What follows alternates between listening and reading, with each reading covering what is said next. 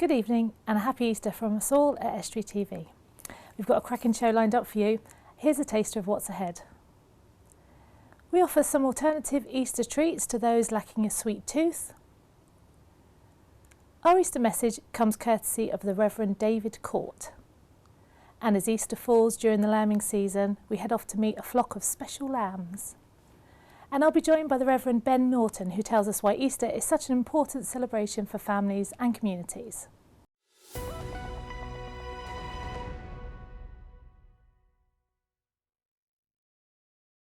Welcome to Estuary News, I'm Nicola Masdown. Easter is a time for celebration and for some a time to indulge in Easter eggs. It's estimated that 80 million are sold each year.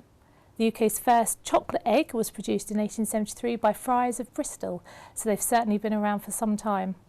Self-confessed chocoholic Luke Adams pays a visit to a bespoke chocolate emporium in Beverley to discover how they're keeping its customers sweet-toothed during Easter. White Rabbit Chocolatiers is a chocoholic's paradise, nestled away in the heart of Beverley's town centre. Named after the 14th century White Rabbit stone carving located in the town's St Mary's Church, the company has been making and selling artisan chocolates since 2004. Sally Hawkes is the head chocolatier. I make quite a variety of things, I think, to suit, various ages and various tastes. I suppose, yes, the traditional thing are eggs. Yeah, people still want eggs, but then other people want novelties. Some people want non-dairy, yes, or a vegan product. They want something new, something different. So I try to do a little bit of traditional, a little bit of something a little more novel. One of the best-selling items are my woolly sheep. But I've left one over for you to put together, so I thought we could do that. So here we are in your chocolate factory. Yes. Tell me about the sheep. These are my little woolly sheep, which are very popular, but I can only do 6 at a time, so... I mean, they look like a work of art. Well... What is the process involved in making these? You're going to, first of all, get these out of the mould. Okay. So... sometimes they stick in the mould, so right. We need to give them just a little quick bang on there, just fairly gentle, but a little bang just to release it. On here? Yes. Nice and... Yep. Yeah. Okay, maybe. Okay, like that. Okay. And then see with your glove if it'll Yeah. come out. Just you take it and see if it'll come out. Is it out yet? Oh, yes. Okay. Oh, yeah. Yeah. Oh, wow. So bring it out. Magic. Okay, and set it down It's very here. solid. Yeah, set Very it down solid. there. Okay. Right. You can turn it over if you like. Okay, thank you very much. And then bring the other one out. That's it. Now that's the clever. bottom, so Right, you're so going this to needs put to that go on there. here. And then there's your little baby sheep. You're So going to pop put the that baby sheep inside. inside the big sheep. Right, so you're going to stick that onto the top of this with some chocolate, and then you're going to just do a little bit of gluing round there, Okay. and then you're going to invert it onto the top. Okay, and make sure, yes, bring it all together, check the sides. Perfect. So you leave these now to rest. Well, the one we Yes. just made for half an hour. Yes. And then, and does then this they'll one be- pass the quality control test? Oh, I think so, yes. I Yeah. think they're ready for the shop. Yes. Handled with tender loving care. Indeed. Sally, happy Easter. Oh, happy Easter to you. I'm joined now by my first guest, the Reverend Ben Norton. He's a minister for the Kingswood Estate in Hull and took up the post last July. Hello, Ben. Hi. So why is Easter such a really important time? Well, I think the story of Easter can tell us a lot about ourselves nowadays. We have this whole week leading up to Easter, which we again reflect on Jesus' suffering and the fact that he was let down by his friends, he was arrested, and then we go to Good Friday, which is a time of obviously real suffering. And if we're honest with each other, we all go through really difficult times, and I find this time of year is amazing, because it helps me when I go through those bad times, knowing that after Friday comes Sunday, and Sunday's a time of real joy and restoration and peace and grace and happiness as well. There's hope. There is, It gives that's us right. hope. That's right, yeah. So I've never heard of a housing estate having its own minister before. So is this a new thing? Yeah, it's fairly new within the Church of England. So my role's that of what's called a pioneer minister, which means I spend most of my time outside of the church, which is good because I haven't got one at the moment. The Kingswood Estate in Hull is an amazing place to live. It's about 3,000 houses at the moment, and it'll probably be double that by the time they finish. And it sits in the parish of an inherited, established building church in the village of Warren, which is probably about a mile away from where we are. And that building's been there for 800 years, and that still has a small congregation. But the people of that church and the bishop and the archbishop said, well, we need to do something new to meet the needs of people living in this place, in this village of Kingswood. And lots of people are young professionals, they're busy working, lots of stresses on time and family and stuff like that. So sometimes Sunday mornings doesn't always fit with where people are at nowadays. Yeah, absolutely. So you have to go to them, a bit like outreach. Yeah, in a way, yeah. And it's, for me, rather than kind of outreach saying, come to us and then do this, it's a case of being attentive to where people are at, listening, seeing, understanding the rhythms of people's lives, and then interpreting that and giving them people the space to begin to explore faith. And I found that people generally really do want to explore faith and do want to engage with God and the story of Easter and Jesus and things like that. But sometimes time can be a real issue for people nowadays. People live busy, stressful lives. And so it's about listening to that and interpreting what we know as an amazing story and as an amazing God who meets us in every point of our lives, and giving people the opportunity to experience that. I'm fascinated, but I really am. So how different is this role to anything you've done before? Yeah, well, this is the main role why I got ordained. You know, I love spending time with people outside of the church. I love people in church as well, can I just say that as well? But what really floats my boat, what really gets me going, is seeing people begin to explore faith and come into faith for the first time, and just seeing the way that Christ changes their lives within that. So I have done similar things like this before, but this is the first time, and especially being back in my home city of Hull, it's a real privilege. It must be great for you. Yeah, it is. So how Easter, obviously you're going to be busy. The church is going to be busy at Easter. How are you personally going to celebrate? Well, this year for me, because this will be my first Easter in this role, it's a bit strange, to be honest. I've been obviously previous years in inherited churches, and we have the wonderful build-up, and we have silence, and we have the awe and wonder and mystery. Yet this year I don't have any sort of established community or place to meet as such. So in some ways I'm still in Lent. I'm still wandering around in the wilderness.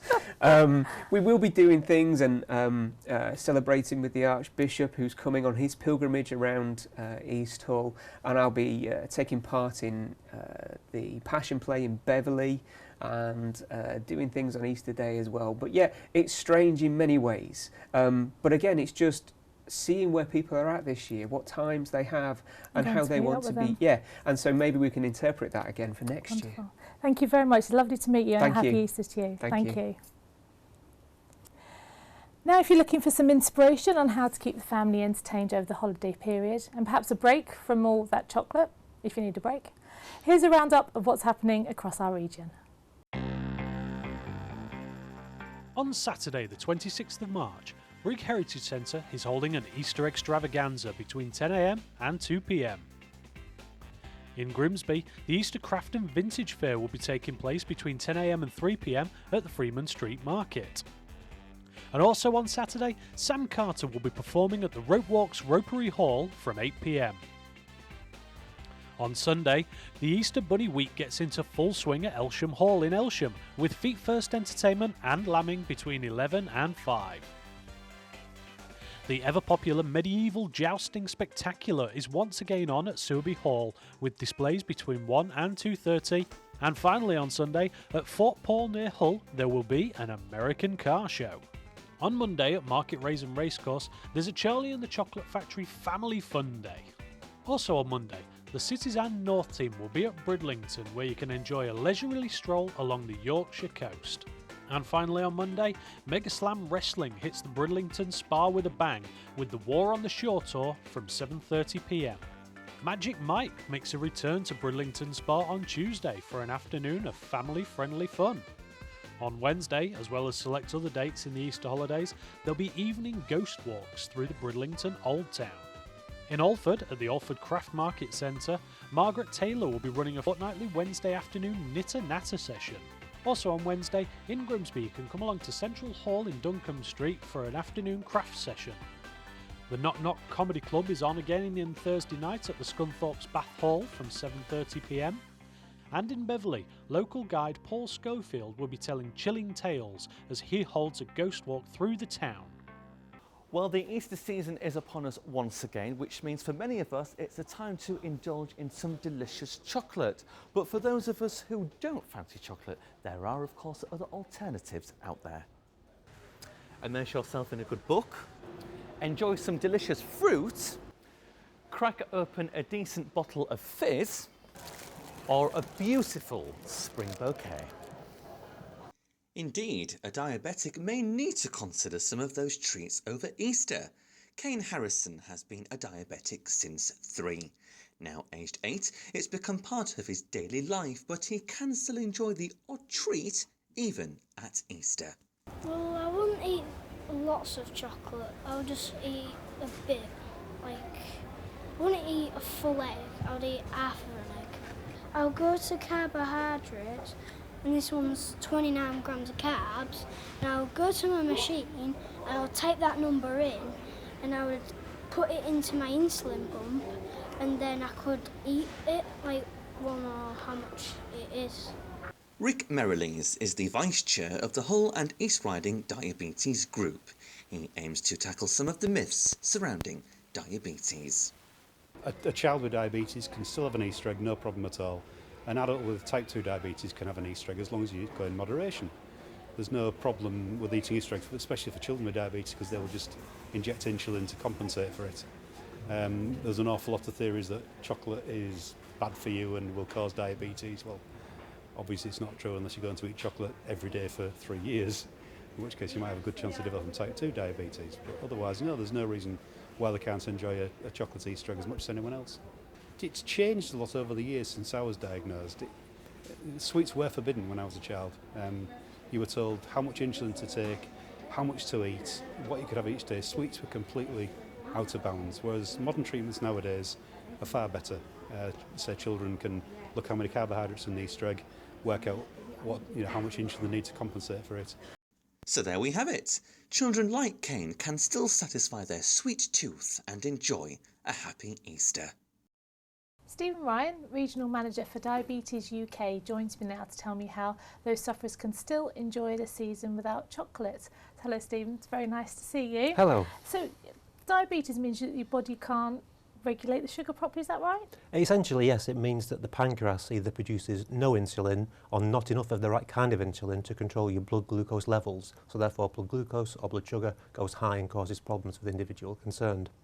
Right, and am I right in thinking there's two very different types of diabetes? That's absolutely right, yes. Type 1 diabetes tends to be diagnosed in childhood or sort of teenage years. It tends to come on very, very suddenly and tends to have a very swift impact. We don't know the cause of type 1 diabetes, but it's something to do with an autoimmune condition in which the body decides to stop producing insulin.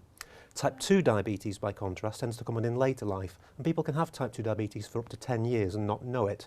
Type 2 diabetes is what we call lifestyle diabetes, so it's concerned with obesity, poor diet, lack of exercise, large waist measurements, that kind of thing. So 1 is early diagnosed and we don't know the cause. Type 2 is a lifestyle one, comes on in later years.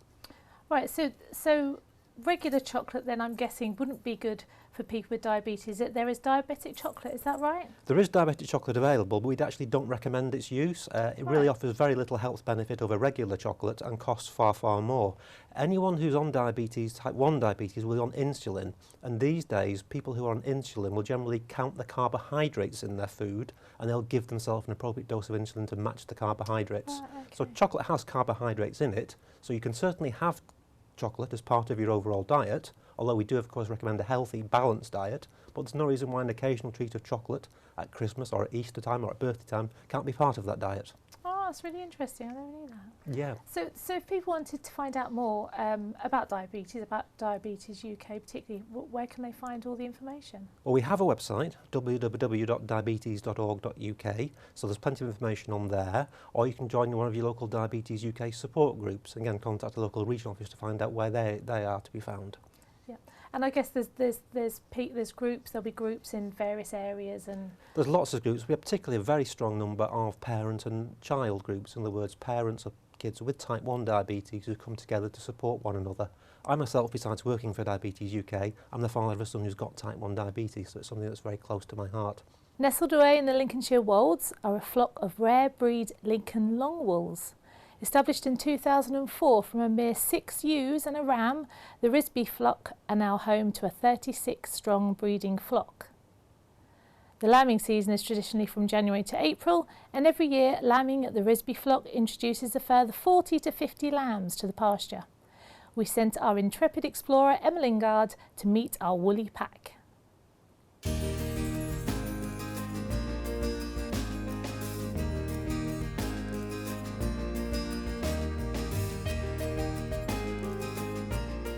It's been a pretty good lambing. We generally, because we lamb in a small flock, we're not really big commercial farm, so this year I lambed 40 sheep.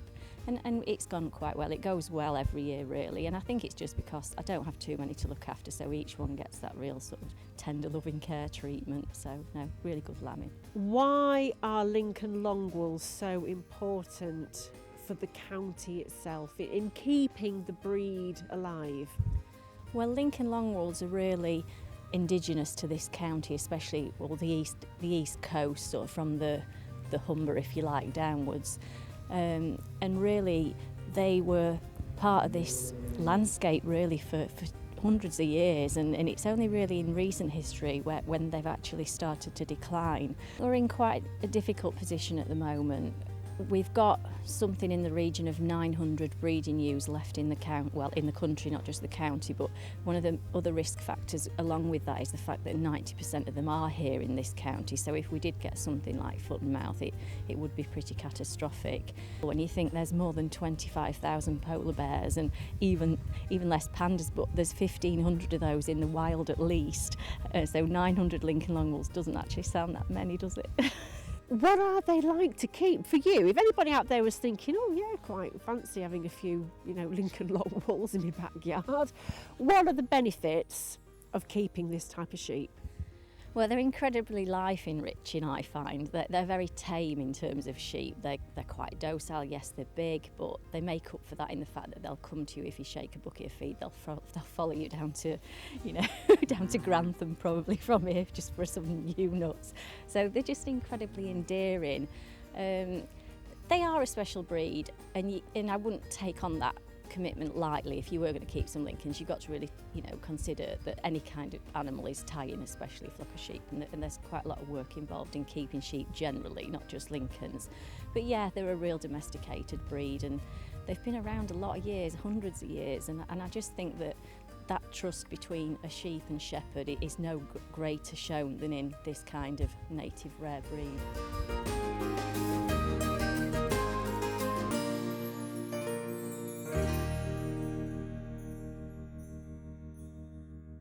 Now the Bishop of Grimsby, the Right Reverend Dr. David Court, offers his Easter wishes. Still across the world today, there are millions of people still willing to die for their faith, rather than deny what they know to be true. I was hugely moved recently by hearing the story of the church in Syria, the church in Damascus, still there, despite horrendous atrocities being committed. Murders, abductions, bombings, killings.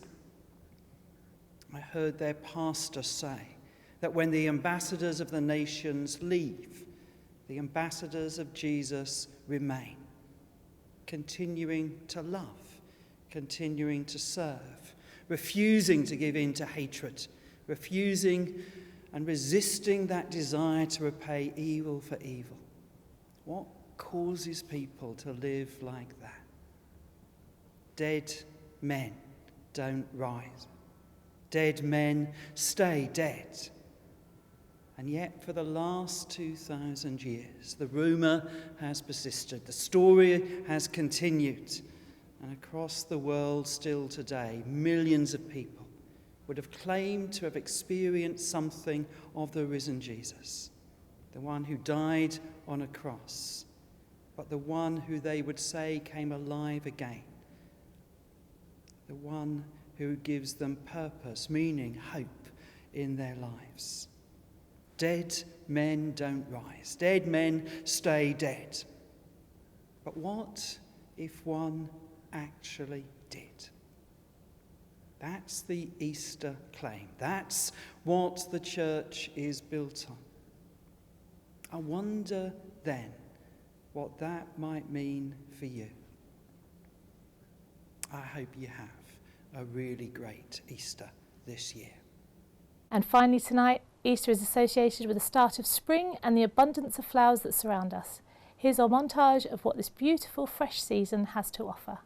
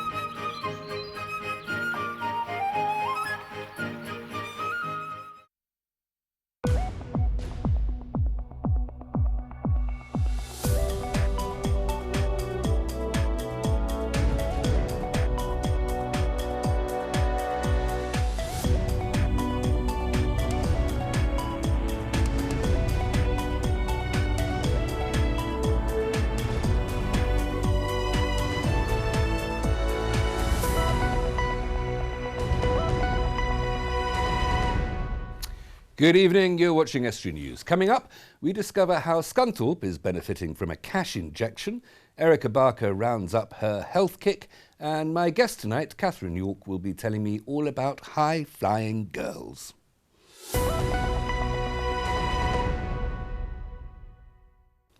Welcome to Estuary News, I'm Hugh Riches. Here are tonight's headlines with Dan Kemp.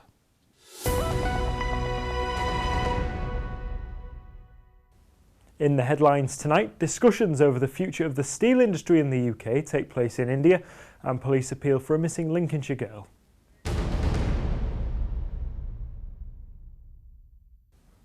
A Tata Steel board meeting is being held in Mumbai today to discuss the future of the steel industry in this country. Members of the Steelworkers Union community, led by General Secretary Roy Rickus, along with Stephen Kinnock MP for Aberavon, met in Mumbai yesterday ahead of today's meeting, with senior representatives of the organisation to state their case for the company to continue to support the works in the UK. It's been reported that the majority of cuts could be taken at the plant in Port Talbot in South Wales. Police are hunting for a Hull man who's escaped from prison. 27-year-old Jeremiah Sent-for-Rose, seen here on the right, absconded from HMP Hatfield and Young Offenders Institution in Doncaster yesterday, along with 31-year-old Darrell Bryce. They left together after they were reported as missing from the open prison on Thorne Road this morning. Both are serving indefinite life sentences for separate offences.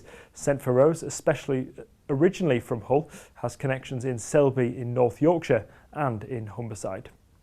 Police are appealing for help to locate a missing 16-year-old girl from Skegness.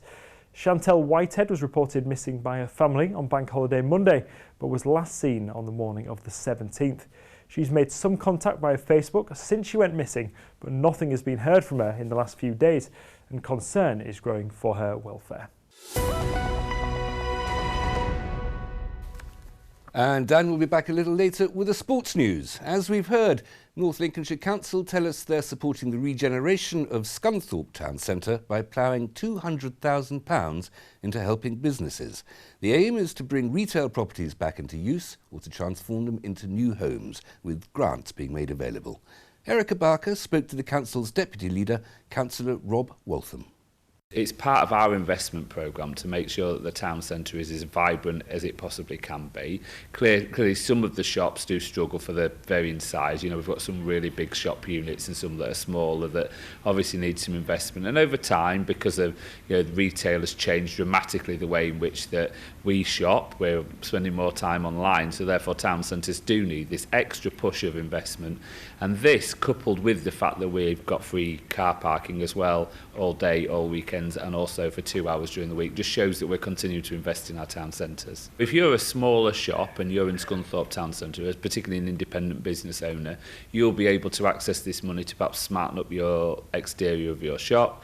If you're someone who owns a shop that you've not been able to let for a period because perhaps it's too big, you might consider it, sort of getting some of this money and then using it to split the shops. So we've got smaller shops, which we know smaller shop units are more likely to let in the current market. But I think the other thing is it's just a general investment in Scunthorpe Town Centre. You know, that coupled with the fact that we've had 13 million for a new University Technology College. We've just announced a big partnership with Ongo to put at least 200 people in our town centre every day. We're moving our own town council facilities there, so we're going to have, you know, at least 300 people in the town centre there every day. So it's a massive regeneration of Scunthorpe, and obviously this is part of that spend. What this is all about at the end of the day is about generating employment, so whether they're employment because people are working in the shops, or frankly employment because, you know, people are constructing new houses, or obviously people are living in the town centre, which makes a town centre much more vibrant and a better place to be in. Well, we went to find out what people thought of the council's plans for regeneration in Scunthorpe Town Centre today. I only come into town when I need to go to the bank, that's all, because there isn't a lot there. It's all out of town, really. Fine, as long as we can get the businesses attracted and, you know, so people come back. It's all these out of town retail parks. The people are not coming into town, so if it's going to attract more people back into town, I'm all for it, yeah. I think it's just wasting money. A lot of money, you know, it's... Do you think the money could be spent better elsewhere? Yeah, on jobs and that. But if that creates jobs, you know, it might do. When they get all these shops out of town done, I mean, will many people come into town because you've got all the shops out of town? And, you know, that's just my point. Well, any regeneration's better for the town, but I'm afraid it's all dependent on what happens with the steelworks here, because I can see a lot more people pulling out of the town if the steelworks go. That's why it's so important to keep the steel industry here. But like I say, any regeneration is brilliant. They've gone partial way here by giving you the free parking for 2 hours, which encourages people in, and free parking at the weekend. But my own thoughts about Scunthorpe is we're clawing our way out, and anything that can help has got to be good. Removing too much of the shopping centre of Scunthorpe to the outer perimeters and blocking up all the motorway sections so you can't get in and out, and yet we have this and it's 75% empty. There's so many empty shops and it looks run down when it's like that.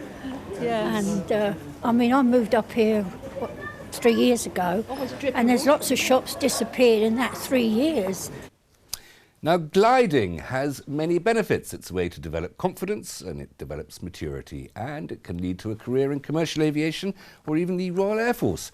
The Lincolnshire Gliding Club is developing 2 events that aim to combat the underrepresentation of girls in gliding and in the field of engineering. Catherine York is here to tell me more. Catherine, thank you very much for coming in. Tell me about these events. The first one is called The Right Stuff? Yes, so The Right Stuff is actually open to both boys and girls, 14 to 19, but the idea is that we actually get them to build a glider.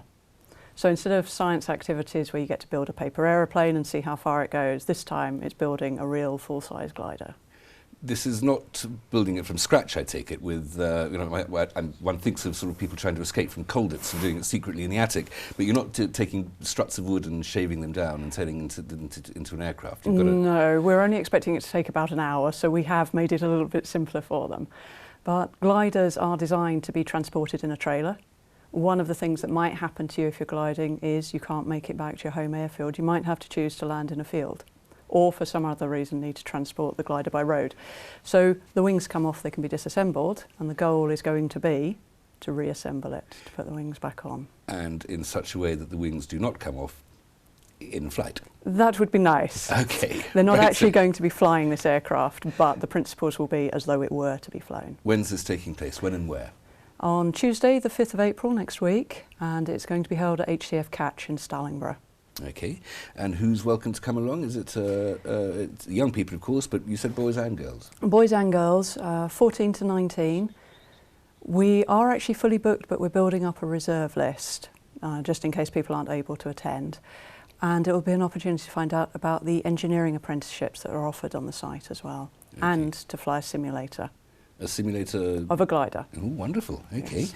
And the second event is High Flying Girls. What's going on there? So this is deliberately to get more girls involved in flying, because I see no reason why they shouldn't take it up.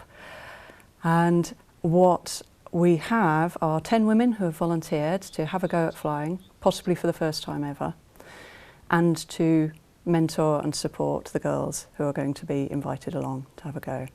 And this is on the 31st of May? Whereabouts? Yes. It will be at the Lincolnshire Gliding Club, when we fly from Strubby Airfield, which is near Woodthorpe, so between Louth and Alford. So what happens here, your candidates, as it were, they turn up, they're mentored by women of some experience, but not necessarily any experience in gliding. No, they're all women who are experienced managers or in a variety of industries. So we do have Melanie On, the local MP, who's volunteered Grimsby to take Member part. of Parliament, yeah. Yes. We have people from the education sector, from the wind industry, from various aspects of renewable energy, or from the probation services. So quite a broad spectrum, and a lawyer as well. So if girls have a particular interest in a career in one direction or another, they can choose to partner up with those women and find out a bit more about what their work and career is like. And but at the same time, there's a possibility of getting a loft. Oh, absolutely. That's the main aim, is to get them all in the air and enjoying what the experience is like to actually be there and flying. If people want to attend or get in touch, how should they contact you? The best way is www.linksgliding.org.uk, and the registration details are available via a link there. Catherine, absolutely brilliant. Don't go away, because we'll talk a little bit more about this after the break, and try to get airborne. Thanks very much, Catherine. Join me after the break, when Catherine will tell me more about the events and the gliding, and Erica Barker concludes her fitness regime.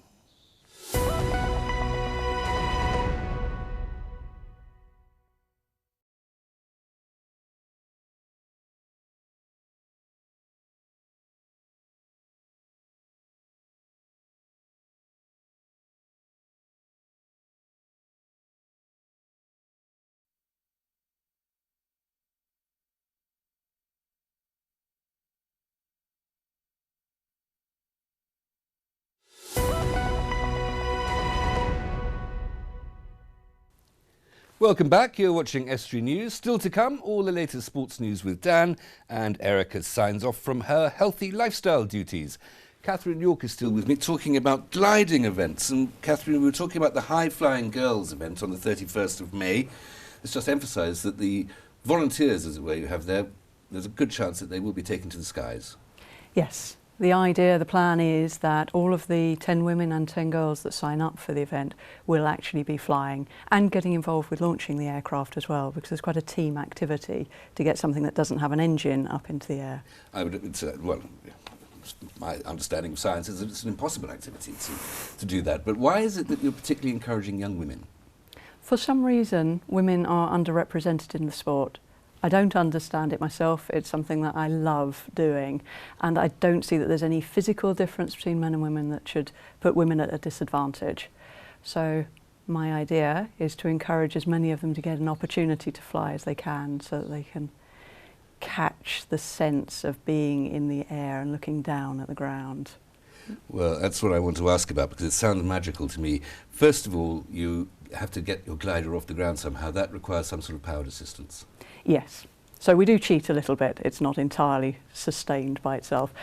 We use a winch at our site. So there is a cable that's laid out of 2/3 of a mile to a mile long, and an engine and drums at the far end. And when the signal's given, that starts reeling in the cables, and you accelerate to 60 miles an hour fairly quickly, and then start climbing at 45 degrees, and you get to about 1,200, 1,400 feet, and then let go the cable, and then the sky's yours. One hopes. Yes. Yes. Okay.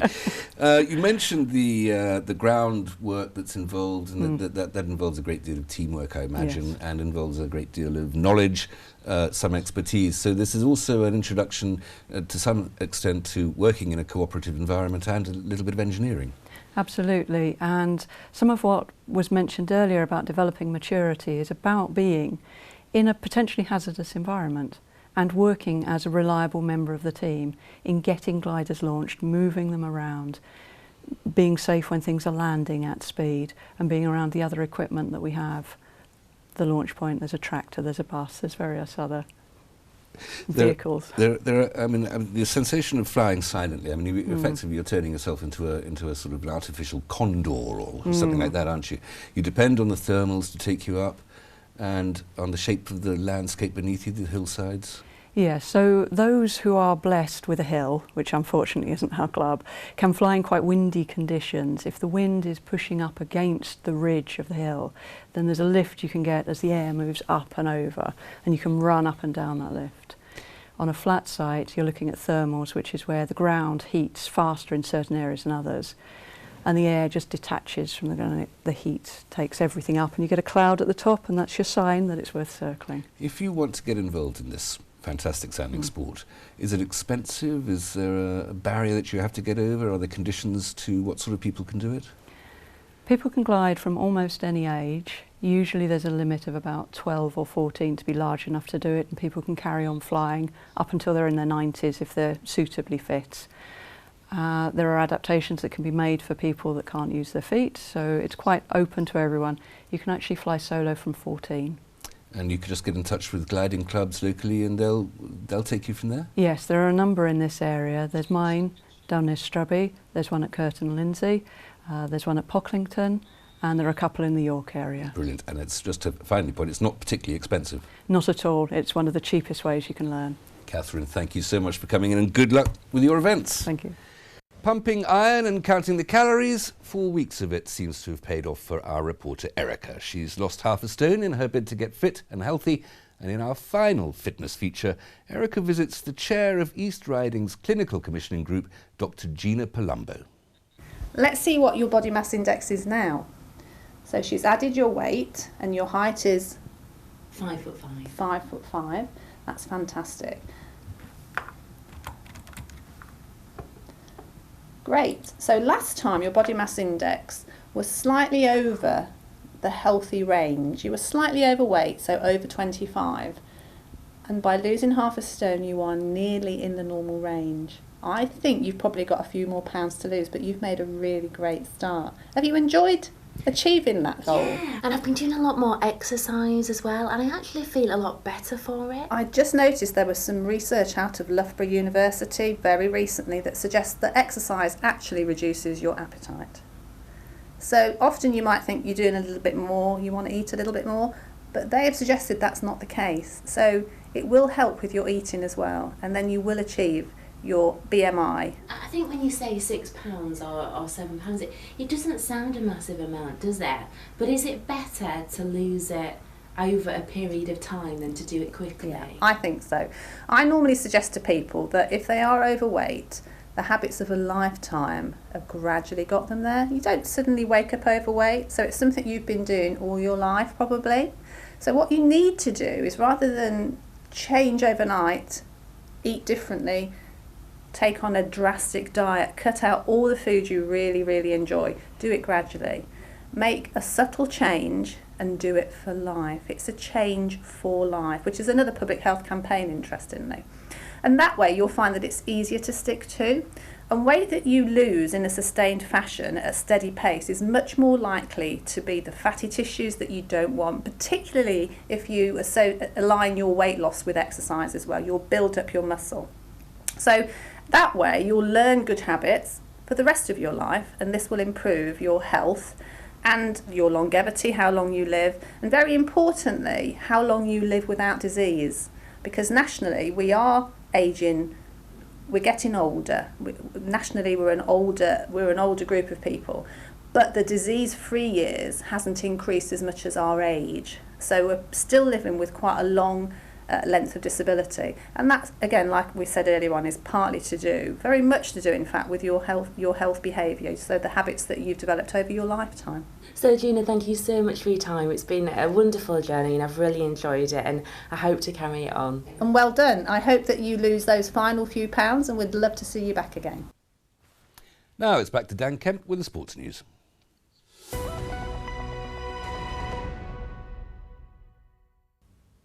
In the sports news today, the opposing fortunes of our rugby league sides over Easter, and Scunthorpe hit their opponents for 6.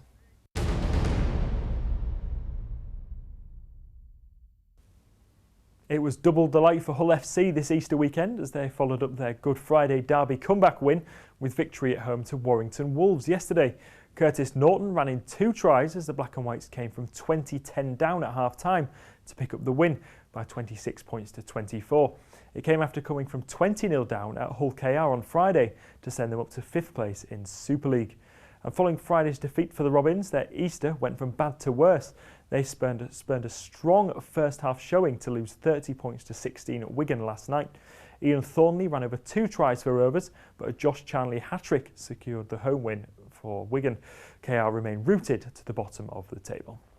Scunthorpe United beat Swindon Town 6-0 yesterday afternoon in Graham Alexander's first home game in charge. Connor Townsend and Jordan Clark scored before half-time for the Iron to give them the advantage at the break. Tom Hopper then netted twice and was joined by Hakeem Adelican and Paddy Madden on the scoresheet. United are now up to 10th place in League One, 8 points behind 6th place Bradford City.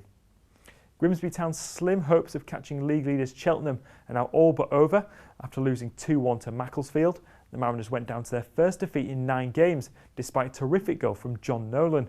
Town are now 14 points adrift of the league leaders going into the game between the two sides on Friday night. North Ferriby United had their Easter Monday off. They were due to travel to relegation-threatened Lowestoft Town, but the game fell foul of the weather, and we'll let you know when the game is rearranged for when we do. Meanwhile, 4 of the Villagers Academy players have been registered with the first team squad today. Stephen Richardson, George Bell, Tom Bolton and Harvey Spence are now all available for first team duties. Hull City's Sean Maloney is in the Scotland squad that will take on Denmark tonight. He comes into a much changed side from the one that beat Czech Republic 1-0 on Thursday. Robert Snodgrass, Alan McGregor and Andy Robertson all featured in that game, but have been omitted from the squad for this evening's game at Hampden Park. Meanwhile, David Myler is in the Republic of Ireland squad, the host Slovakia at the Aviva Stadium, that one kicking off at 7:45. And I'm sure you'll have noticed that we showed live coverage of the Pocklington Sevens on Estuary TV on Good Friday. Competition was eventually won by the Oxfam Crusaders, who beat Leeds Beckett University 35-26 in the final. Over 3,000 people were in attendance, and it was watched around the world in places such as Bermuda, Hong Kong and Dubai. And that's all your sport for now. If you've got a story for us, then you can get in contact in one of the usual ways. You can give us a call on 01472 31553. You can email sport@estuary.tv, or you can look out for us on Facebook or Twitter, which is @Estuary TV. Bye for now.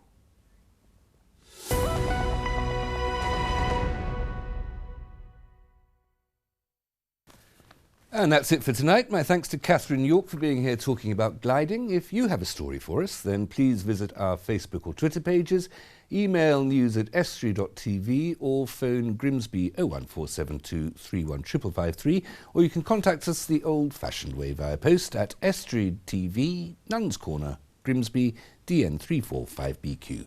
Until tomorrow, good evening.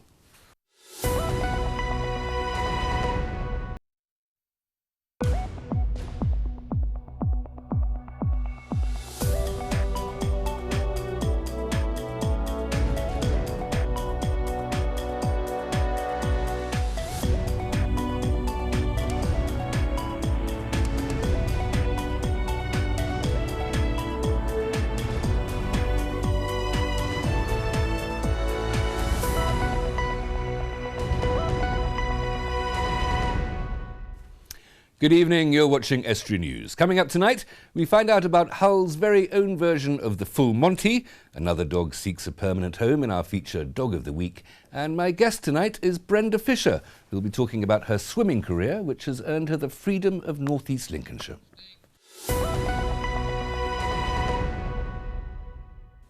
Welcome to Estuary News. I'm Hugh Richards. Here's Dan Kemp with a roundup of the latest news headlines.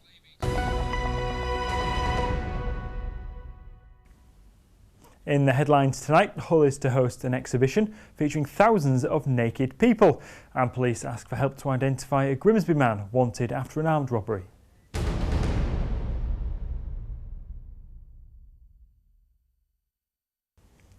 But first, the General Secretary of the Community Union is calling for an urgent meeting with the Prime Minister as the UK nears the verge of a national crisis. Roy Rickus has been talking following reports that Tata Steel are to put their entire UK operation up for sale, including the plant in Scunthorpe. He says Tata Steel withdrawing completely from the UK risks destroying the entire steel industry. In recent months, the firm Grable Capital have reportedly shown an interest in the site at Scunthorpe. Hull will host an exhibition by internationally renowned artist Spencer Tunick during its year as City of Culture. The Ferrens Art Gallery has commissioned his new work, Sea of Hull, which will be presented at the gallery in 2017.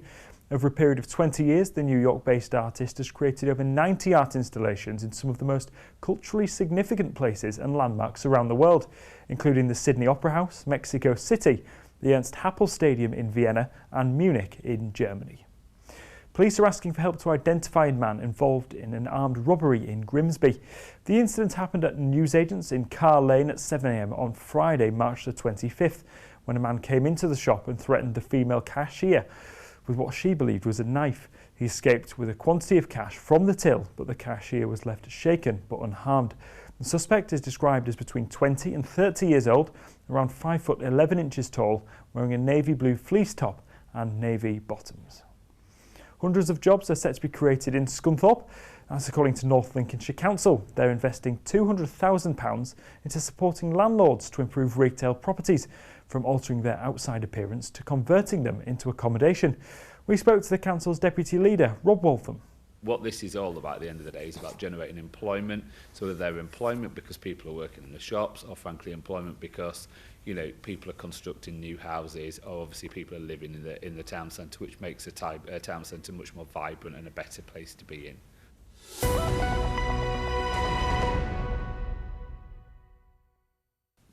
And Dan will be back a little later with the sport. An internationally renowned photographer is appealing for volunteers in Hull to take their clothes off in the name of art. Over 20 years, the New York-based artist Spencer Tunick has created over 90 installations, and he's now in Hull to create his latest piece. A fully dressed Erica Barker went to Hull City Hall today to meet him.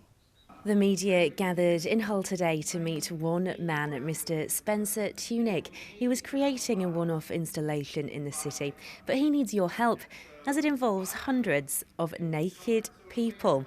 The Ferrens Art Gallery has commissioned his new work entitled Sea of Hull, which involves painting people blue, symbolising when the streets were once water. The photographer will be behind the lens capturing the event, which is hoped will involve over 500 participants, each of which will receive a limited edition photograph in exchange for taking part. People will paint their own bodies with body makeup and then participate. So I won't be painting them, but they will be painting themselves. They'll be handed a canister of body makeup, and then their whole bodies will be different colors of blue and shades of blue. I think, it takes a really brave person to get up on sunrise and give their bodies to art, but I think it's also an adventure, and it's something quite different. And life is sort of a roller coaster ride, and this is the top of the roller coaster.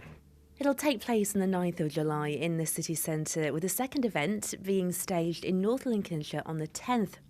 Well, the sun was out today as the first group of volunteers put their names down to take part. Let's hope the weather is as warm when people take to the streets to bear all. Erica Barker, Estuary TV. Now she has swum the Channel and her life story has been published. Local resident Brenda Fisher has been granted the greatest of honours, the freedom of the Borough of North East Lincolnshire. Councillor Jane Hilden King led a campaign to honour Brenda's remarkable achievements. And Brenda joins me now. Brenda, congratulations. Thank you very much. How did you find out about this award of the freedom of the borough? I found out by a letter. I got a letter about 10 days ago, and I was so surprised when I opened this letter, and this great honour to me was printed there. What does it mean? What you have, there's a certain sort of ancient rites that accompany the freedom of the borough. I can put my sheep on the on the grass, anywhere. I don't really know what else. Well, do you have any sheep? No, not at the moment. Well, I think you should get some. Let's talk about why you've got this honour. It seems a little belated to me that they should be coming now, but you have had a remarkable career in all sorts of ways. But let's start off with the swimming. You've swum the Channel, and at one point you held a record. I did. I swam in 1951 and held a record for the fastest lady over. And that was 12 hours... 12 hours, 42 minutes. And has that been surpassed? Oh yes, by a long way now. Well, they've got sort of advantages you didn't have, I suppose, back in those days. Oh yes, they've got a lot of things that help them along now. That particular swim came about in what circumstances? What led you to take on that challenge? Well, my brother and sister were the distance swimmers, and they wanted to swim the Channel, but my brother was lost in the war. He was a pilot, and when the war's over, my sister still wanted to swim the Channel, so she put her entry in to swim, and my trainer said, well, if Jess is going to try, you might as well try. So that's why we both wanted to do it. But in the end, you couldn't both swim it together? No, because we passed the test, and going home we were told that we'd be selected, but when we got home, Jess had to go into hospital with appendicitis. Disappointing for her, but very. Still meant that you took all the glory. Well, yes. For us both, though. And you swam from England to France? No, from France to England. And because it was a race, and so they wanted the publicity, England side. Oh, I see. So the publicity was as you climbed up out of the beach. Yes. Right. It's possibly an impossible question, but how on earth do you feel after 12 hours and 43 minutes of swimming? Oh, well, if you train a lot, if you put plenty of training in, then you're fit enough to do it. And so you just climb up at... where did you get out of in Kent somewhere? Well, my pilot was from St Margaret's Bay, and he was trying to land me at St Margaret's Bay, but we were just near Dover on the rocks, and that's where we finished. That's not... I mean, you swam the Channel twice. You swam it another time after that. Yes, in 54. And you're not tempted to have a third go? Oh, no. No. But it's taken you all around the world, this swimming career, as well. I know that you've been on the other side of the ocean. Oh, yes. Canada, we've been there twice. The River Nile, Egypt. Well, let's just pick these one at a time. Canada, you swam across Lake Ontario. I did, yes. That's far wider than the English Channel. It is, yes it is, and it's cold water. Because it's fresh water, it's coming straight off the Canadian mountains. Yes. And so you swam from America to Canada? I did, yes. What time was that? Oh, 18 hours, 12 minutes, I think. You were feted. You were on the Ed Sullivan Show, I believe. I was, yes. I'm sorry that we can't give you quite the hospitality that Ed Sullivan would have done back in the 1950s. And you met some sort of singer, some obscure singer. Oh, I did. I met Elvis. Gentleman. I'm glad to hear it. Yes. He didn't sing a song for you? No. Tell me about the Nile swim, because, well, it occurs to me that might have been a little bit more unhygienic. Yes. It was a 2-day swim. Very hot weather. Very hard. But no crocodiles. Well, how did you keep... I mean, Nile is full of crocodiles. It's famous for it. You just had somebody on a boat with a rifle, I take it, to keep you safe. Yes. The pilot. It sounds terrifying, Brenda. Yes. You were talking a moment ago about how important the training is, and of course all your training you did here in Grimsby. Yes, we did, in the Alexander Dock. And the then bathing pool at Cleethorpes, so used to open at 5 o'clock in the morning for me to train there, and but mainly in the Alexander Dock. Now that doesn't seem like a particularly comfortable circumstance. Not really, especially if it's low tide. Yes. Yeah, you don't know what's below you. Were they not used by ships at all? I mean, did it not be operating as a harbour? They were not too big. Barges mainly came along there, but they were very good. Brenda, we'll come back and talk a little more after the break. Thank you very much. Don't go away. Please join me after the break when we take a look inside another historic church and Luke Adams tries to find another dog a loving home.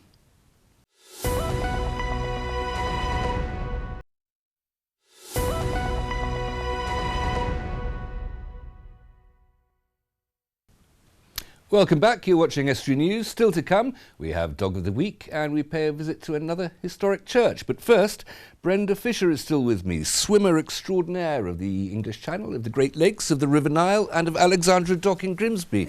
Brenda, you were just telling me about that swimming in the docks, but there's a great tradition in Grimsby of sea swimming, isn't there? Oh yes, there is. My father was a skipper and we've had a lot to do with the water between our family.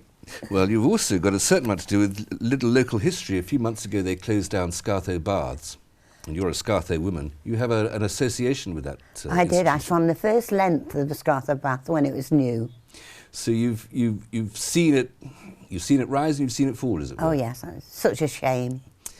Well, where do you swim now if you do swim? If I do go to the pool, I go to Cleethorpes, to the swimming pool at Cleethorpes. And you recommend this, I mean, may I be rude enough to ask your age? I'm 88. You recommend swimming as a secret of longevity and health in great age? Oh yes. There's a book being published, a Lucy Wood's book, that's a biography of your life. Blonde in Deep Water. Blonde in Deep Water. Yes. There are a lot of fine ideas mixed up into that title. Yeah. Where can people get it? Oh, they can get it from Pennell's Garden Centre, or the butcher and the baker in Scartho Village, or from myself if they wish. OK, Brenda, thank you very much for talking to us. Absolutely fascinating. And congratulations on having the freedom of North East Lincolnshire. Thank you very much. I hope you enjoy grazing your sheep on that common. Oh, yes. Thank you, Brenda. Dog of the Week time again now. Luke Adams attempts to find a new home for a loving canine.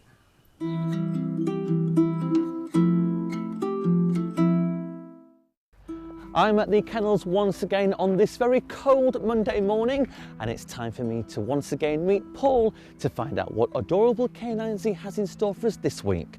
Dog of the Week.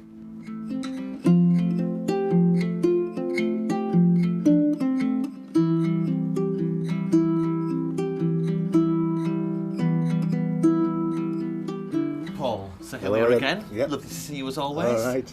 Tell us about our canine friend this week. This week we've got a Staffy, a bit of a mature Staffy, born in 2008, which makes it 8-year-old. Lovely dog. Good temperament we saw there when he was playing about on the green, and quite good with people. Yeah, definitely. Gave him some biscuits, quite obedient. Yeah, he is. He's been castrated, so that's something that the new owner doesn't have to do. Luckily for him, he's been able to keep his weight off, because, like I've said before, that castrating usually puts a bit of weight on, so it just shows he's had plenty of exercise. Temperament-wise, as you say, he's spot on. So do we know the background to the dog, he's, where it came from, he's just how been it got here? Just been basically handed in as a stray, so obviously it's the money factor. If somebody knows the dog's here, they can't afford to get the dog out, so they end up leaving it here, which is a shame for the older type, really. It's a beautiful dog. I'm sure we'll be able to rehome him, yeah, definitely. Fingers crossed. Yeah. Beautiful dog. It melts my heart, because Yeah. I have a penchant for staffies myself. Would it suit a single guy? Anybody, really, I think, because he's nice and steady. He'd be ideal with kids. You know, no problem at all, I would have thought. But plenty of exercise and that, yeah. So good temperament all round. Yeah. Excellent. Yeah. Good luck to the future. Yeah, definitely. Thank you, Paul. All right.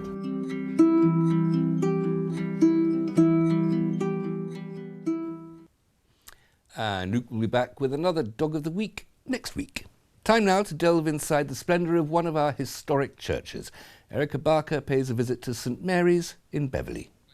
Founded in 1120, St Mary's Church in Beverley is a sight to behold. The roof collapsed in 1520, causing the death of many who were attending an Easter service. It was rebuilt within 4 years. Between 1844 and 1876, a complete restoration was carried out, and in the Middle Ages it was regarded as the parish church of the town.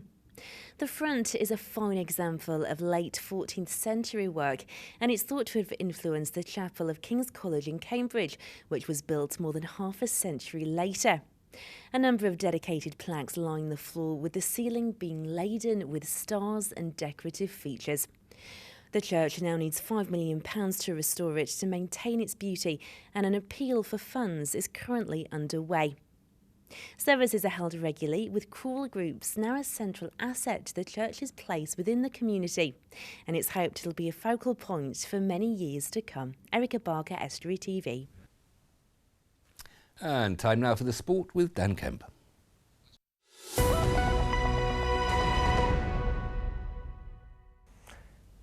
In the sports news today, Hull City players around the world on international duty, and praise for some local lads from Hull FC's Lee Radford.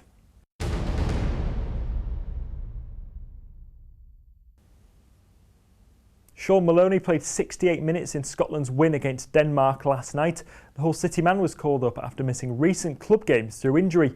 Matt Ritchie of Bournemouth scored the only goal in the 1-0 win. Mo Diame helped Senegal move to the brink of qualification for the 2017 African Cup of Nations with a 2-1 win against Niger. Adama Diamandi played the first 45 minutes in Norway's 2-0 friendly win against Finland, while Abel Hernandez and David Mailer were both unused substitutes for Uruguay and the Republic of Ireland, respectively. Meanwhile, tickets are now on sale for City's home game against Yorkshire rivals Leeds United on Saturday the 23rd of April. And finally at the club for now, 2 goals from Jared Bowen and a late strike from Will Annan helped the Tigers under-21s to a 3-2 win against Nottingham Forest yesterday. Josh Tyman was amongst the players to turn out for the second 11. Elsewhere, a youthful Iron development side was beaten 4-0 by Chesterfield at Briggs Hawthorns ground yesterday afternoon. Jack Dyke played for the Iron after signing his first professional contract last week. Paul Hurst says Grimsby Town can't rely on their reputation as their push for the end of the season playoffs continues. The Mariners are 14 points behind league leaders Cheltenham ahead of the crunch match between the teams on Friday night. Town, however, do have 3 games in hand, meaning victory at Whaddon Road could still set them up to go within 2 points of the National League summit. 4 North Ferriby United Academy players have been registered with the first team squad. Stephen Richardson, George Bell, Tom Bolton and Harvey Spence are now all available for first team duties going forward. Hull FC coach Lee Radford has lauded the strength of his young players following Easter Monday's win over Warrington. He was impressed by the strength in depth the early birds displayed and the character shown by his men to pick up their 3rd consecutive win, a run which also included last week's derby success. Local lads such as Callum Lancaster, Dean Hadley and Jansin Turgott were all called up for their first appearance in the senior team this season last time out, and their performances stood out to Radford. Meanwhile, Hull KR head coach James Chester hailed the outstanding performances of his youngsters despite the Robins losing to Wigan on Monday. The Rovers boss handed first team debuts to Will Oakes, Joe Wardle and Joe Cater at the DW Stadium as part of a squad with an average age of just 23, but Webster was rewarded with a committed display just days after the Derby defeat. And another line of Rovers news today is that their Challenge Cup tie against Oldham has been arranged for Saturday the 16th of April, kicking off at 2 o'clock. And finally, Grimsby Borough are now just 1 win away from safety in Division 1 of the Northern Counties East League, following Worsborough Bridge Athletics' loss against Hallam last night. The deal could be sealed tomorrow when Worsborough play again with another game in hand. Westella VIP are at Dronfield Town tomorrow evening too, while Bottisford Town play tonight against Penistone. Meanwhile, in the Premier Division, Cleethorpes travel to Athersley Recreation tonight, and Barton hosts Thackley tomorrow. That's all your sport for now. If you've got a story for us, you can get in contact in one of the usual ways. You can email us on sport@estuary.tv. You can give us a ring on 01472 31 553, or you can look out for us on Facebook or Twitter @Estuary TV. Bye for now.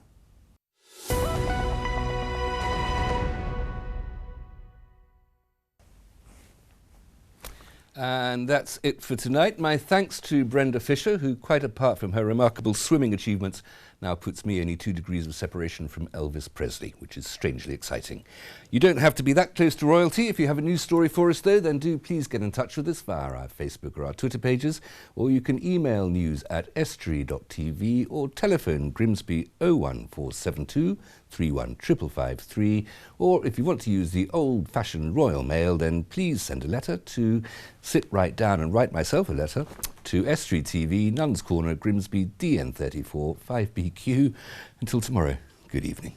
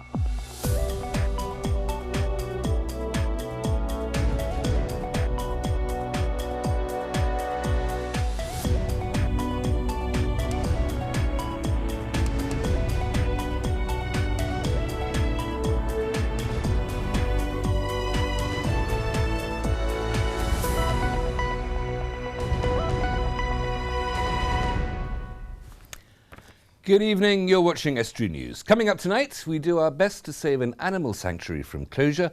We discover more about Grimsby's fascinating maritime history. And Paul Spence joins me in the studio to tell me about his new charity helping people affected by brain injury.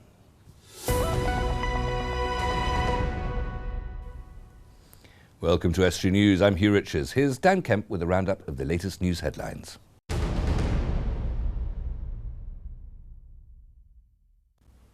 But first, according to national reports today, the Prime Minister, David Cameron, has held an emergency meeting to discuss the future of British Steel in the wake of news that Tata are looking to sell their entire UK-based operation. He said that nationalisation is not an option at this point, but that he wouldn't rule anything out. In recent months, the firm Greybull Capital have reportedly shown an interest in the Scunthorpe site. In response to the Prime Minister's response, the General Secretary of the Steelworkers Union Community, Roy Rickus, said he's just returned from Mumbai, where he's been with steelworkers meeting Tata to hear an underwhelming statement from the Prime Minister. He's disappointed that the government still has no plan for the industry, but instead seems to be adding to the confusion and mixed messages that have been the state of play for the last 36 hours. A man has been arrested on suspicion of arson following a fire at a derelict building in Grimsby. Officers were contacted by Humberside Fire and Rescue at 8:31 p.m. yesterday, advising they were attending a large fire at a building on Eleanor Street in the town. A 29-year-old Grimsby man was detained by police last night in connection with the blaze. Hull College staff are to be balloted for strike action. The University and College Union has announced that it will ballot members due to a row over pay and a controversial teaching and learning lesson observation system for the teachers. The college management had offered a staff a 0.7% pay rise last September and also pledged to change to the lesson observation process, which had been heavily criticised. A North East Lincolnshire councillor is calling for a new relief road to be built around Grimsby. Councillor Philip Jackson, the leader of the Conservative group on the council, wants a western relief road connecting the Greatcoats A180 interchange to the A16 south of the Toll Bar roundabout. Councillor Jackson is calling for it to be incorporated into the council's local plan and to be built as soon as possible. And Dan will be back a little later with all the sports news. An appeal has been launched to keep a vital animal rescue sanctuary in operation. Manager Sue Rice of the Ark Animal Rescue and Retirement Home is calling on people of Lincolnshire to help keep the centre open. Erica Barker paid her a visit. Financially, you've always got to be aware of the outgoings, and sometimes the outgoings are out of our control, especially if an animal needs a lot of veterinary treatment. Sometimes we can spend over £1,000 on just one dog, and when he goes to be homed, we can get a donation of £100. All the cats that come in that aren't spayed, the rabbits that aren't spayed, our vet bills just keep building up, we've always got to keep that in mind, that if we take an animal in, it might not be healthy and it might need a lot of treatment. There's obviously vet fees, electric, fuel, the insurances that you have to have. We run a van to the vets and feed, cat litter and things like that, and it all builds up. We rent the land off, Mum's rented this land for years, and that's actually quadrupled. It's gone up an awful lot. Since our appeal, it's been absolutely mind-blowing. The public support has been overwhelming, and I know it's a cliche and people will say that, but I really truthfully mean it. And people are doing fundraisers for us, and it's just made people aware that we are getting desperate and we need their help. We like to help people out, and it's maybe their turn. We can't do it on single-handed, but we need people regularly to be doing fundraisers. Like this, we need to make people aware that they can sponsor a resident, they can sponsor a kennel, they can sponsor a stable. There's long-term residents here as well. We don't put to sleep after a certain amount of days. They stay here as a place of safety until they're homed, really, and that all costs money. Back in 2012, Paul Spence sustained an unprovoked attack in a busy bar. He was rushed to hospital and he was taken into intensive care, spending 5 days in a coma fighting for his life. When he woke, Paul suffered from seizures and memory loss. The consequences of that attack left Paul and his loved ones devastated, but he's turned his life around and made a remarkable recovery, and he's set up his own charity called Paul for brain recovery, and he joins me now to tell me more. Hello, Hugh. Thank you very much for coming in. That name of the charity, and you share a name, Paul, what does the name of the charity signify, P-A-U-L? So obviously it's my name, but it's an acronym for the services and the subjects that we provide, which is positivity, awareness, understanding and love for brain recovery. And that's what it needs to care for people who suffered these injuries? It certainly does. While you're going through a 2 to 3 year recovery, or any recovery after brain injury, you know, you need that sort of awareness, that love and that understanding around you, and that positivity while you're going through that long, difficult battle. Now, in order to provide that help and that guidance, you've got a centre opening on the 16th of April. We certainly have, yeah. I'm very pleased and proud to say that we're opening, the grand opening for the Paul for Brain Recovery Centre will be on the 16th, Saturday the 16th, between 12 and 3. And then we are officially open for service as of Tuesday the 19th of April. And where is that centre? It's at the Wilberforce Health Centre. So we're in partnership with the Hull CCG, NHS now, and Hudgell Solicitors to provide this service. Okay, so that's that's on the Wilberforce Health Centre in Hull. That's the one. What will you be providing then? What's actually going to be happening in the centre? So we're a support and guidance service, like I say, under the acronym Positivity, Awareness, Understanding and Love. There'll be workshops, there'll be support groups for not only the patient, families. With the brain injury, you know, the ripple, it affects everything and everybody in your life. So there'll be workshops for families. There'll be talk on first aid, talk on nutrition, coping strategies. While you're going through that long recovery, we want to help you. And we want our logo to be a recognised symbol of hope for anybody that's going through brain recovery. And that's a blue brain and a red heart. That's right. Okay. Yeah. I guess one of the most important things that you can look for there is just other people who shared your experience and that they can share their wisdom, as it were, of having gone through this or be a little bit further through the process of recovery. That's it. We want to say you're not alone while you're going through brain recovery, and we're going to connect you with people in a similar situation, similar conditions. And we've got, I've built up a network of brain injured friends that have been through tumour, encephalitis, meningitis, stroke, and we're all going to be there to give an insight into how it is to live with a brain injury, which is hopefully going to empower and help other people understand how that difficult time is. You mentioned those conditions. It's important to emphasise that brain injury can occur either as it did for you by a sort of a physical attack or by a trauma, exactly, or it can occur naturally through illness, disease. That's right. And that you're welcoming people who brain have suffered for any of those causes. Yeah, any sort of brain injury, while you're going through recovery, come down to the Paul for Brain Recovery Centre. We want to help you. Just very quickly, tell me what did happen to you. You were attacked in this bar about 4 years ago. I was out with friends and family, went into a bar, attacked without provocation, I was hit, fall over, hit my head, the frontal lobe brain hemorrhage, faced with a long and difficult recovery. My life was blown to pieces and I had to make sense of that new brain. It took me a long time, very difficult. And now it feels, I have an understanding of what people are going through, and that's why I'm passionate and that's why I've worked hard to get the Paul for Brain Recovery Centre. And your experience is that it's a very gradual process, because when you first came out of that coma, you were pretty discombobulated. You weren't very sure where you were. All my main senses wasn't working properly and I couldn't speak properly. Memory loss, severe memory loss. I couldn't sort of put a few thoughts together. I was sat there sort of very lost, vulnerable and fragile man. And 4 years later, would you say that you're absolutely fully recovered, or is that never possible? No, full recovery is not possible. I'm weak in certain areas, but I'm not letting it stop me. I am different, but I'm no less, and I'm going on, and I'm having a bright future, and I'm reaching my potential, and I want everybody to reach their potential after brain injury, and the Paul for Brain Recovery Centre is going to help you do that. One of the things within that potential is raising quite a lot of money for this cause. Of course, these things are expensive. The money for this centre is, or the space anyway, is being provided by the NHS. It certainly is. Yeah, Hull CCG are helping us provide the great space in the city centre. It's a lovely building, the Wilberforce Health Centre, and we've been given a space inside there to offer this peer-to-peer support. But what have you been doing to raise money outside that? Well, I've been doing challenges in the UK. I went to Europe, I did 4 marathons in 4 days. I went to the USA, I did an ultra in the desert. An ultra? That's an ultra marathon. It was over 30 miles. And then I did a 45 miler actually. Trying to be an example, I tell other people to push themselves. It could be a walk around the garden for somebody else. It could be engaging in conversation. Keep pushing while you're going through recovery. I like to push myself and push it to the limits with these challenges to be an example. And one of these was a run round the whole of the island of Ibiza? Ibiza, yeah, 4 marathons, 4 days. We've also done festivals.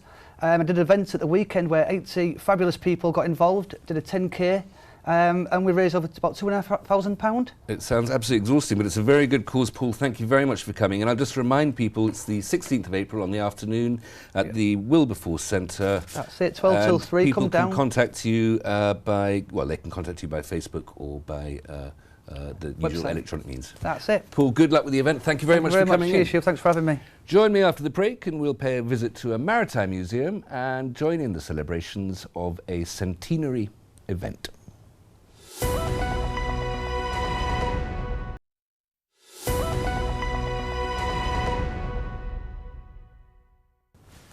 Welcome back, you're watching Estuary News. Still to come, we pay a visit to a church in Cleethorpes and we'll bring you all the latest sports news. It's Thursday, which means it's our Arts Day, and we'll showcase the culture of Yorkshire and Lincolnshire. This week, Nicola Masdam took a trip to Grimsby's Fishing Heritage Centre, where visitors can experience the sights, sounds and the smells of the town's maritime past. I'm here at the National Fishing Heritage Centre, where I've come to see a wonderful exhibition, and I'm also going to speak to two gentlemen who served on trawlers.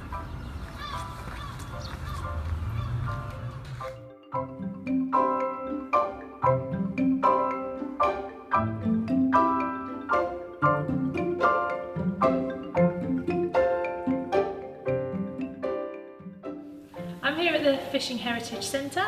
We're in the gallery space, and here is an exhibition of Mary Rogers' work. Most of her work is from when she was artist in resident at Spurn Point Lighthouse. Amazing paintings of sunsets mostly, but they're absolutely wonderful.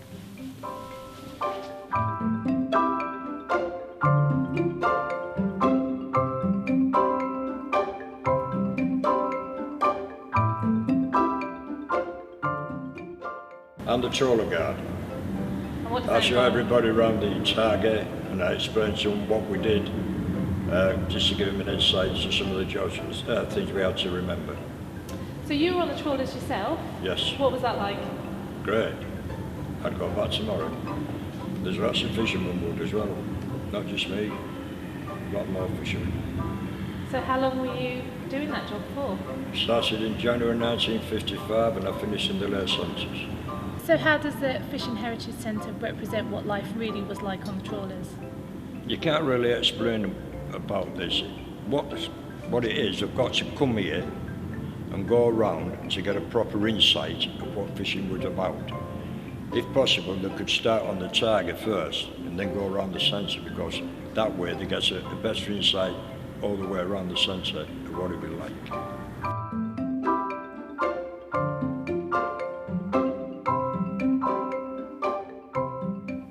Warning signals on the trawlers, and the one on the Ross Tiger is a very, very loud horn. Just like that.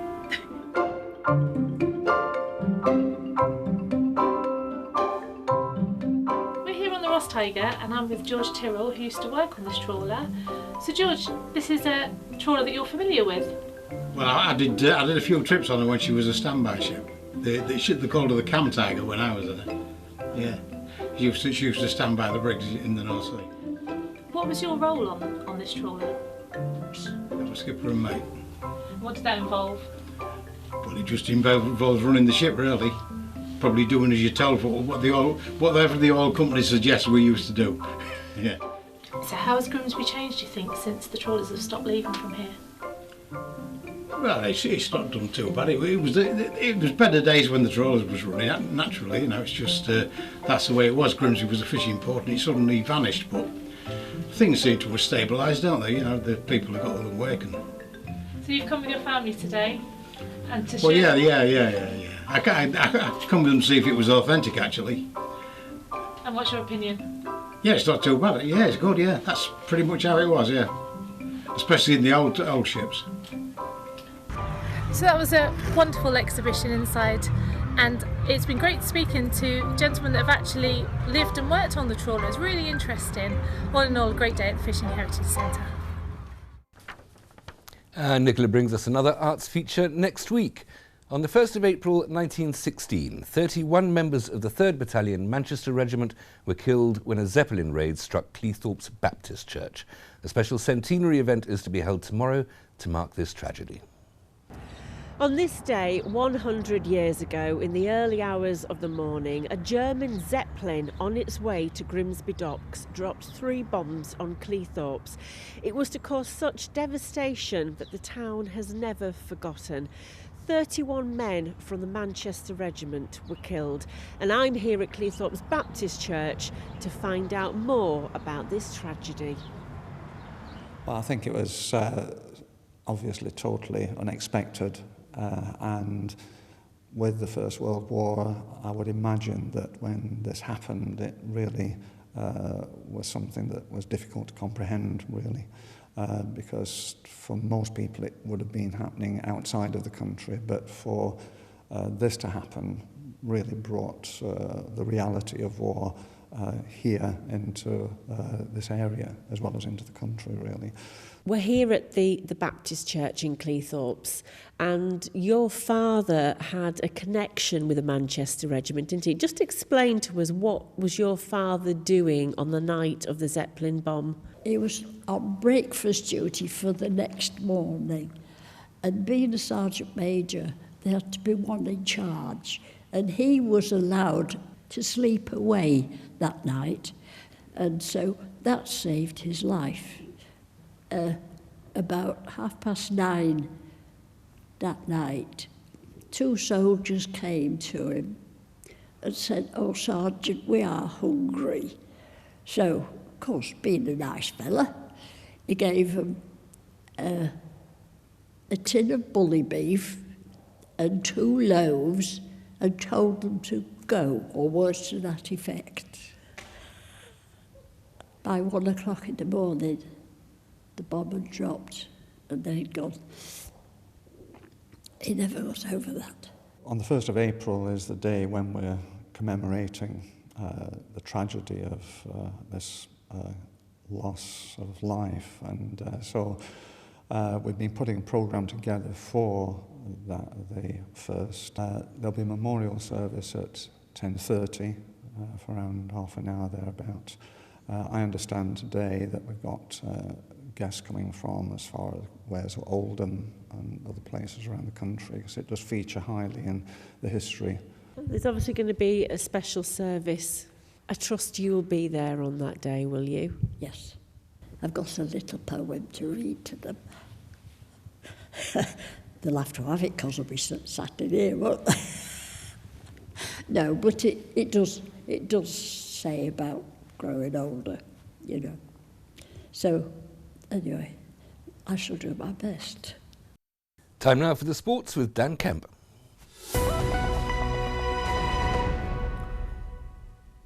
In the sports news tonight, all the Rugby League team news and a fixture double for Hull City fans on Saturday.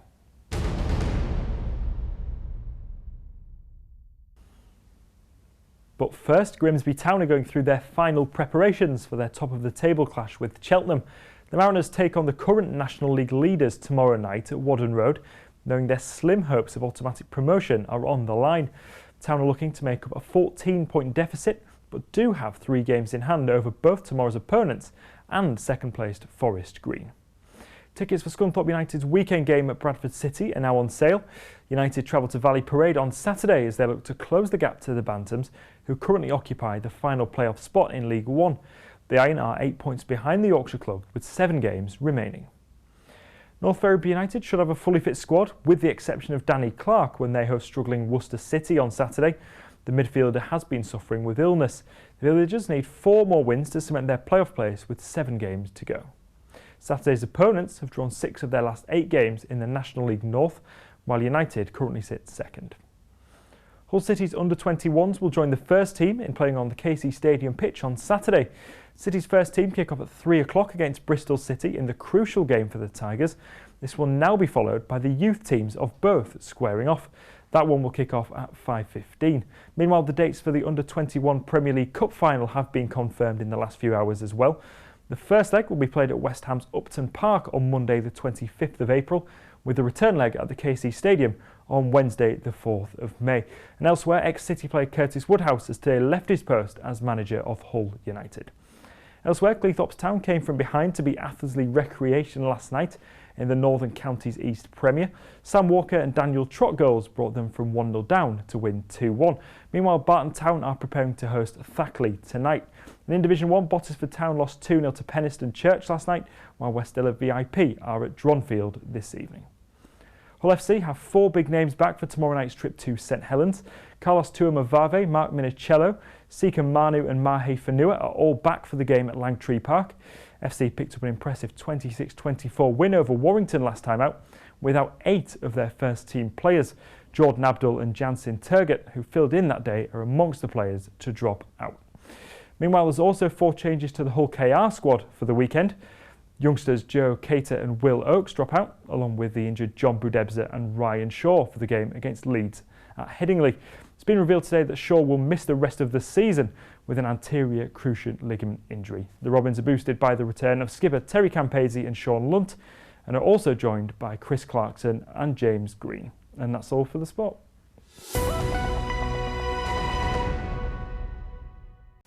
And that's it for tonight. If you want to get in touch with us, then you know how to do so. Facebook or Twitter pages, email news@estuary.tv or phone Grimsby 01472 31 553, or send us a letter to Estuary TV, Nuns Corner, Grimsby DN345BQ. Until tomorrow, good evening.